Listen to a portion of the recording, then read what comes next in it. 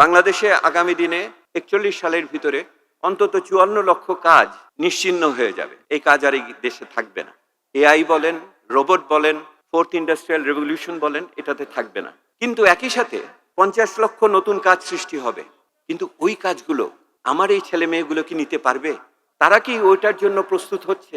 এইটি হলো তখন সেই জন্য একজন বড় প্রশ্ন আমাদের সামনে আসছে। তাহলে এখন হলো সময় আমাদের ওই অভিগম্যতার উপরে যে আলোচনা আমরা করি ওটা গুরুত্বপূর্ণ, কিন্তু তার চেয়ে অনেক বেশি গুরুত্বপূর্ণ হলো আমার ছেলে মেয়েরা, শিক্ষক ছাত্রছাত্রীরা যেই শিক্ষা প্রতিষ্ঠান থেকে বেরোচ্ছে তারা আগামী দিনের ওই কর্মক্ষেত্রের জন্য প্রস্তুত হয়ে আসছে কিনা এবং তার প্রতিযোগীদের সাথে সে প্রতিযোগিতা করার সক্ষমতা রাখে কিনা।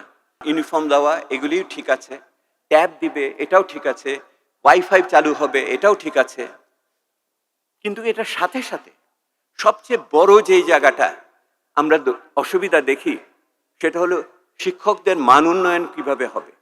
যেই শিক্ষকরা আছে ওই শিক্ষকরা কি আমার ওই আগামী দিনের কর্মক্ষেত্রের জন্য এই মানুষকে তৈরি করার জন্য ওনারা কি প্রস্তুত? আমি তো ওই জায়গাটাতে এখন পর্যন্ত কোনো মনোযোগ দেখি না।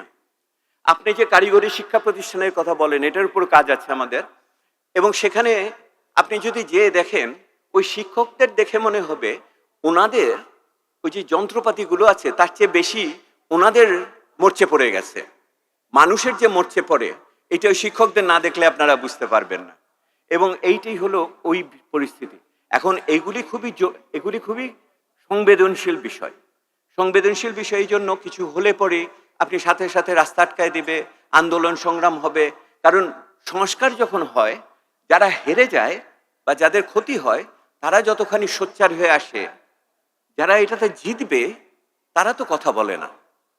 সেহেতু আমি ওনার পক্ষে দাঁড়িয়ে এইটা বলবো, নাগরিকরা যদি পক্ষে না দাঁড়ায় তাহলে ওনার পক্ষে এই কাজ একা করা সম্ভব না।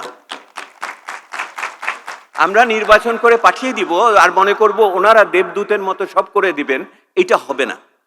নাগরিকদের প্রতি মুহূর্তে জবাবদিহিতা চাইতে হবে, স্বচ্ছতা দিতে হবে, একই সাথে দায়িত্বও নিতে হবে। খবরের কাগজ, নিখাত, নির্ভীক, নিরপেক্ষ।